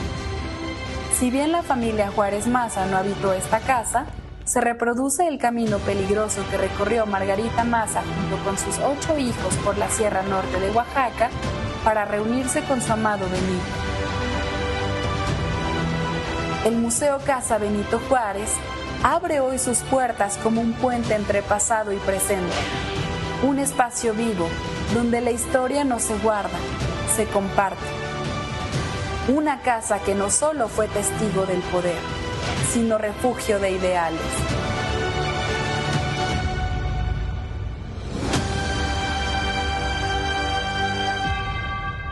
Si van a Veracruz, no dejen de visitar. Es esta casa y la otra que inauguró casi al final de su sexenio el presidente López Obrador, que es donde de esta parte de ahí llega primero y luego se va a la otra casa que ya queda prácticamente enfrente del puerto. Ya para concluir, Presidenta, me quedo con este tema, los demás serán otros días. Juárez está llamado a ser realmente el hombre de Estado para esa época y para las que vienen. Sienta las bases de esa visión más allá de las fronteras, porque tiene reconocimiento en toda América Latina y tiene monumentos incluso allá en La Habana, allí hemos estado. Entonces, ya incluso en esa ley se menciona el establecimiento de los 9 ministros y esa división que hace de los poderes. Hoy, a esa distancia, lo que enfrenta Benito Juárez con una nueva Suprema Corte renovada, con un discurso que quieren aprovechar, en este caso, pues gente que tiene un pensamiento distinto, que se liga más allá del pensamiento crítico a la derecha, y que muchos jóvenes, quizás sin tener una preparación más sociológica y social de la realidad, se están dejando llevar por algunos mensajes. ¿Qué opinión tiene en este elipsis del tiempo que estamos viviendo, con una nueva corte, un nuevo gobierno, levantando lo que el neoliberalismo pretendía enterrar desde hace muchos años, que son las libertades y la igualdad en este país? La transformación del Poder Judicial, porque no solo es la Corte, es el Poder Judicial, es muy profunda y tiene que consolidarse esta transformación. Es muy profunda porque cambia la visión de que los jueces y los ministros deben ser elegidos internamente por ellos mismos y la Corte por el Poder Judicial, por el Senado, a una visión en donde es el pueblo quien elige también al Poder Judicial. Es muy profundo y es democrático, por más que nuestros adversarios digan que es autoritario, es muy democrático. ¿Qué más democrático puede haber que elija el pueblo? Pues esa es en esencia la democracia, el poder del pueblo. Entonces es muy profundo y hay resistencias y hay los conservadores de antes que son los conservadores de ahora, que como lo dije el 20 de noviembre, ellos anhelan el porfiriato. Eso sí es autoritarismo, ahí sí había aniquilamiento, represión, salarios de hambre. Si no, no hubiera habido revolución. Anhelan el porfiriato y anhelan pues el pasado neoliberal. Y son nuevos tiempos y hay resistencias. Ahora, lo que yo llamé la atención el día de ayer en el discurso de los 200 años de la independencia en la mar es que esos mismos conservadores que llamaban a la intervención extranjera pues son los mismos de ahora, que llaman a la intervención extranjera. Por eso siempre hay que tener en cuenta la lucha por la independencia, la soberanía, la democracia y las libertades, que son conquistas del pueblo de México. Entonces, como dice León Gieco en su canción, la memoria es alma de la vida y de la historia, la memoria colectiva de los pueblos. Entonces hay que recordarlo, tiene que estar presente permanentemente. En México, fíjense, qué interesante, cuando se logra la independencia en 1821, en la alianza entre el movimiento insurgente que había entonces con Vicente Guerrero e Iturbide, que sale de los realistas, y se logra esa alianza, el famoso abrazo de Acatempan, se logra la independencia en 1821, entra el famoso ejército trigarante y llega Iturbide y Iturbide se coloca como emperador. Y los independentistas de entonces dicen, no luchamos tantos años para imponer una monarquía en México, no pasamos de un rey de Europa a un rey de América. Luchamos por una república. Fíjense, qué interesante. Luchamos por una república y se elige por el Congreso a Guadalupe Victoria como primer presidente de México. Eso entre el 21 y el 24. Y en octubre del 24 se publica la primera Constitución del México independiente. Ahí ya se habla de los tres poderes, se constituye la República, que es la esencia de la Constitución del 1824. Los tres poderes que vienen desde los sentimientos de la nación de Morelos y la Constitución de Apatzingán. La independencia en la mar, porque en el 21 se firma la independencia, pero se queda apostado en San Juan de Ulúa un grupo de españoles.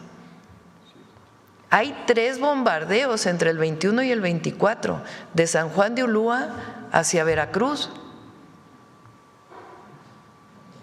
Se hace con Iturbide la Secretaría de Guerra y Marina, y no es hasta que entra Guadalupe Victoria que se logra la independencia en la mar, y busca Sáenz de Baranda, que había luchado con los españoles, que era un marino muy avesado, o un militar marino muy avesado, y él logra aislar los alimentos que les venían de España hasta San Juan de Ulúa, de Cuba, vienen de España, Cuba, a San Juan de Ulúa, evita que lleguen los alimentos. Nos decía ayer el almirante, gana el barlovento, o sea, gana el viento, y ya no pueden llegar los alimentos y los aíslan completamente. Y en el 23 de octubre del 25 se iza la bandera mexicana en San Juan de Ulúa, pero son 3 años después de lo que llamamos la consumación de la independencia. Pero ya está, mientras tanto, en esos 3 años se derroca a Iturbide como emperador y se elige a Guadalupe Victoria como primer presidente de México. Por eso decimos que en México las transformaciones han sido lucha no solo por la independencia y la soberanía, sino también por la justicia, y si vamos más allá, por la democracia. Y eso es lo que defendemos nosotros: la soberanía, la independencia, la justicia, la democracia y las libertades. Esas no son banderas de la derecha en México, esas son banderas del pueblo de México y conquistas del pueblo de México. Sí, por eso es importante recordar la historia, porque lo que pasa ahora, pues sí, son quienes quieren que no cambien las cosas y que se mantengan los privilegios del pasado. Pero el pueblo de México tomó una decisión valiente en el 18, en el 24, y a nosotros nos corresponde no echarnos para atrás, sino como Juárez, siempre para adelante. Qué lección. Gracias, presidente. Vamos acá. Gracias. Buenos días, presidenta. Presidenta, retomando que mañana se celebra el 25N, su opinión sobre que en un concierto del cantante de música regional Fidel Rueda en Jiquilpan, Michoacán, se alteró con inteligencia artificial la desafortunada escena de la que usted fue víctima aquí afuera de Palacio Nacional, ya que ya todos conocemos. Cabe destacar que el cantante se disculpó este fin de semana y dijo que esta escena había sido proyectada sin su consentimiento. Este hecho abrió en redes sociales, presidenta, el debate del mal uso que algunas personas le dan a la inteligencia artificial y también el uso irresponsable que comentócratas, periodistas y gente identificada con la derecha le da a estos contenidos. ¿Su opinión, presidente? No al abuso, no al acoso, no a la publicación de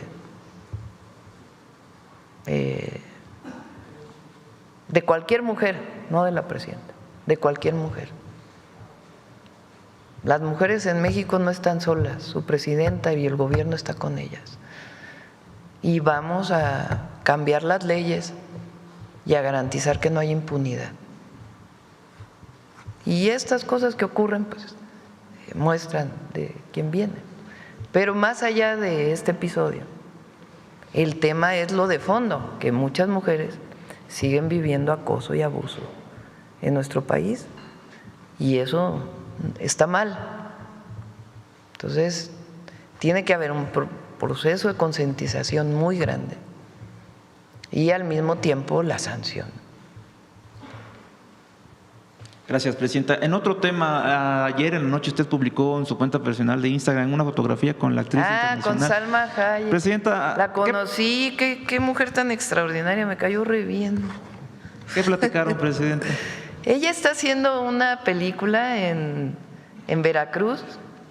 Ella ya se había reunido con Rocío, naturalmente, pues por ser gobernador. Y Rocío me dijo, oye, ¿la quieres conocer? Cuando iba llegando, le dije, sí, claro que sí. Y estuvimos platicando, no sé, como casi 2 horas platicando. Fíjense, ella, también una mujer, ella ahora está dirigiendo, está escribiendo, está produciendo una película. Es una mujer que quiere mucho a México y a su estado, a Veracruz. Entonces, fíjense, la película que ella hizo de Frida volvió a Frida Kahlo un hito en en el mundo entero. Extranjeros vienen a México ya no a conocer a Diego Rivera, sino a Frida Kahlo. Esa película fue muy importante por esa razón. Y bueno, queremos que la película que vaya a ser, que nos contó algo, pero no lo puedo contar, no lo puedo, porque pues es algo privado, pues también sea más allá de la propia película, pues como se ven escenas de Veracruz y la belleza de México. México es bello y es mágico, así lo dijo ella. Entonces que también pues coloque a México en el mundo entero, ¿no? Y una mujer muy echada para adelante, me cayó muy muy bien, y además platicamos de algo que ya me había dicho Josefina y Claudia Curiel, que es generar incentivos para que se haga más cine nacional e internacional en México. Entonces me lo planteó ella que era importante y quedamos de que lo íbamos a platicar para ver que se promoviera, porque no solamente el cine, saben que genera muchísimos empleos, la industria cinematográfica. En la Ciudad de México, cuando fui jefa de gobierno, quitamos los requisitos para filmar películas. Hay una comisión ahí y entonces se tardaban como 4 meses en salir los trámites e hicimos una modificación para que se presentaran los trámites y en 24 horas se aprobara o no se aprobara, dependiendo del lugar, y si se aprobaba se acompañaba para, digamos, hablar con la ciudadanía, con los vecinos, que no hubiera problema, para decirles que se iba a grabar una película y acompañar en el proceso. Se crearon cerca de 220,000 empleos, son temporales porque es mientras ocurre la filmación, pero pues muy importantes. Entonces ella planteaba que a lo mejor debería de haber incentivos para promover la industria cinematográfica. Entonces me pareció muy interesante y le envío saludos, y la verdad pues una mujer muy… da gusto cuando uno ve mujeres echadas para adelante, y además ha defendido mucho a los paisanos y eso se lo agradecemos muchísimo. Presidenta, también este fin de semana, tras la inauguración de estas estaciones del tren interoceánico en el Istmo de Tehuantepec, más tardó, cree usted, en ir a inaugurarlas que la gente, en hacer filas para utilizar este tren. ¿Qué opinión le merece? Los videos de ustedes, muchas de ustedes, y el almirante me pasó unas fotografías, y había filas y filas para subirse al tren. ¿Qué opinión le merece que la gente pues agradece estas obras y las utiliza sobre todo, presidente? No, pues es que, fíjense, habla de la importancia del tren, de haberlo hecho, de la visión entonces del presidente López Obrador, y que nosotros estamos de acuerdo con esa visión y consolidarla. Este tren es muy importante, del sur, porque además entendemos que Guatemala va muy avanzado, entonces va a ayudar muchísimo la comunicación de personas y de mercancías de México hacia Centroamérica, y al desarrollo de la zona. Siempre hemos pensado que la mejor manera de disminuir migración pues es generar polos de bienestar, de desarrollo. Y tiene ahí en Tapachula hay 2 nuevos polos, en Arriaga hay otro polo, y otros 6 polos de bienestar en todo el tren interoceánico, o 8 polos deben estar ya.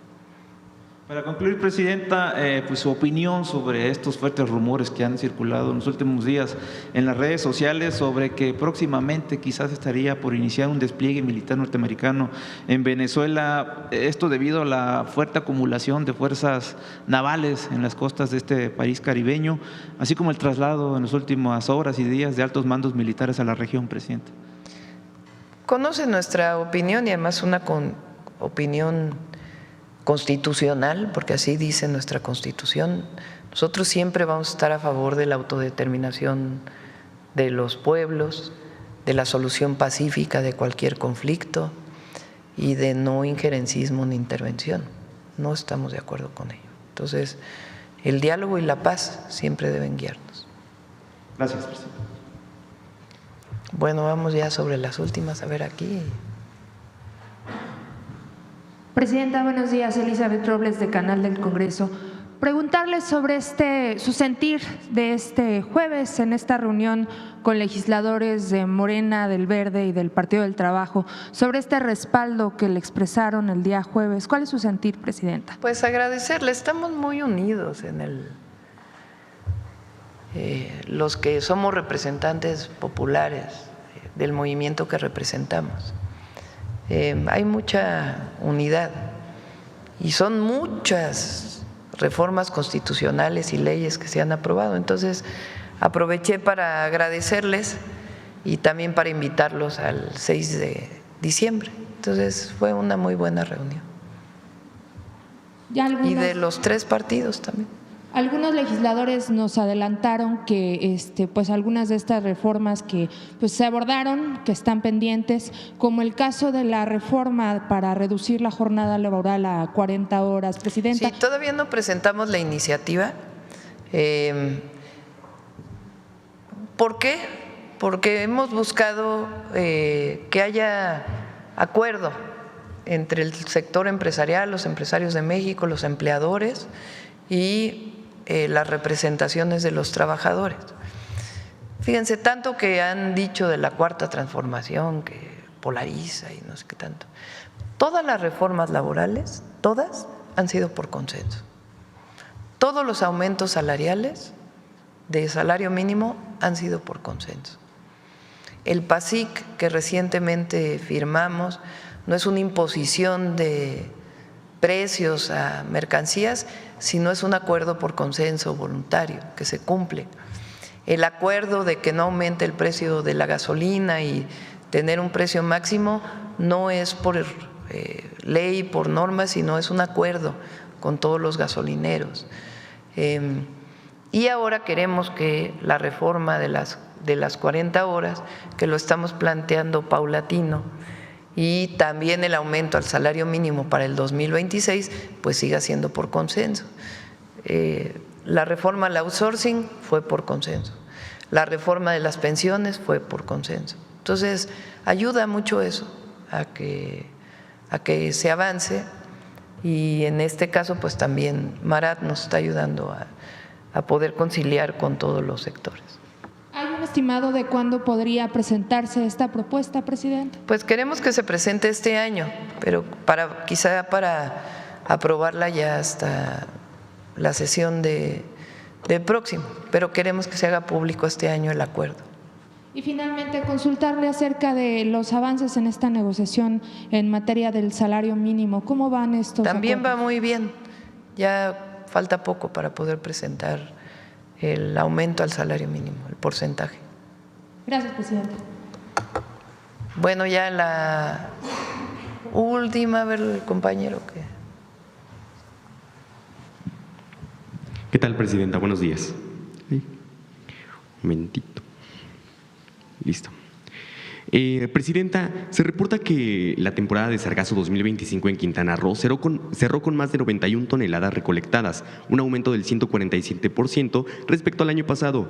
¿Qué evaluación hace usted al éxito de estrategia de atención del sargazo 2025 y qué medidas tomará para que en 2026 no solo recolectemos, sino reduzca significativamente el recale? Se trabaja con la gobernadora, que ha hecho un muy buen trabajo, Mara, en ese y en otros temas.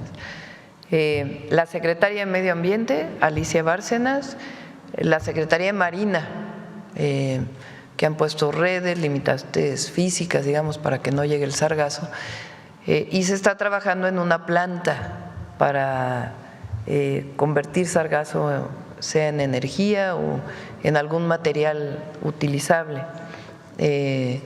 Ya también va muy avanzado. El sargazo tiene que recolectarse en el mar y para ello tendría que haber una serie de cambios en normas y algunas acciones que ya se están llevando a cabo.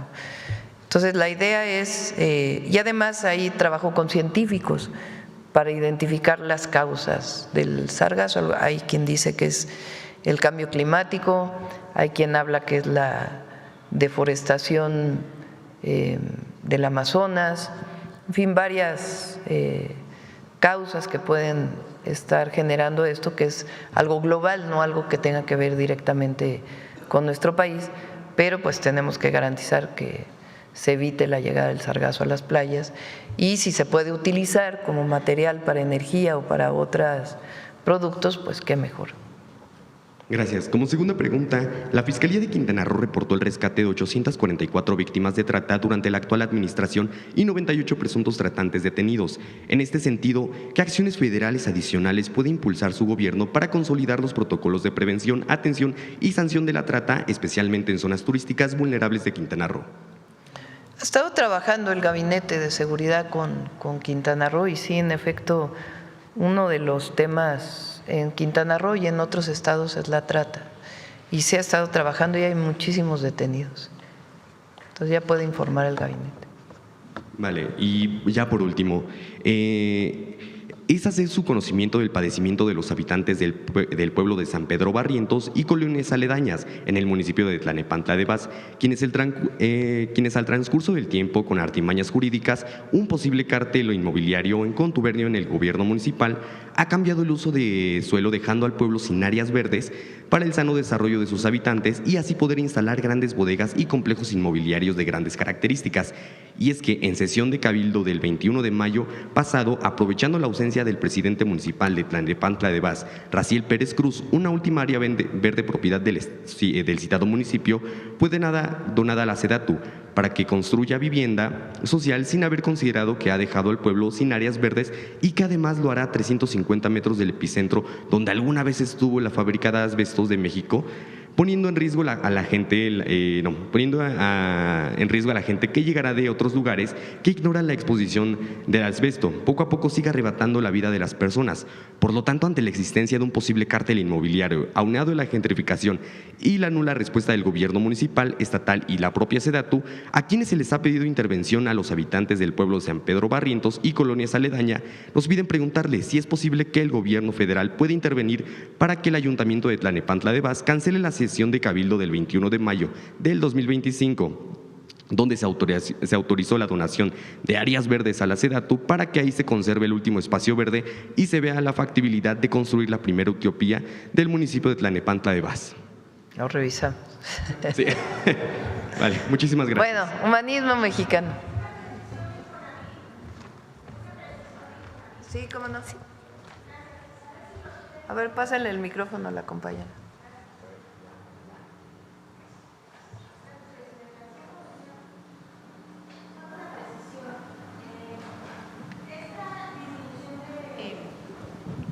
Gracias. Esta disminución de requisitos solo es para los créditos de las viviendas del bienestar o para todos los créditos de todos los derechohabientes. Nada más aclarar ese punto, por favor.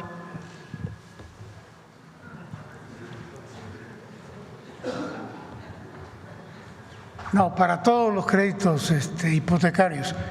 Estas viviendas es nada más para quienes ganan entre 1 y 2 salarios mínimos. Pero en términos de créditos hipotecarios para todos. Muchas gracias.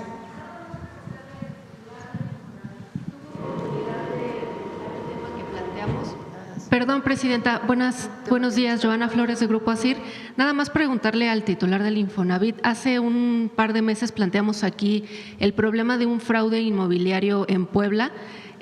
Aparentemente un extrabajador de Infonavit está involucrado en la venta de una casa en Puebla. La persona ya presentó varias denuncias, pero identifican a alguien del Infonavit involucrado. A ver si ustedes pudieron revisar este tema, director. Nosotros estamos haciendo, y de hecho ya presentamos denuncias penales por una práctica recurrente fraudulenta que tiene que ver con ventas sucesivas. Entonces voy a checar ese tema en específico, a ver si está dentro de las denuncias. Muchas gracias. Gracias, presidente.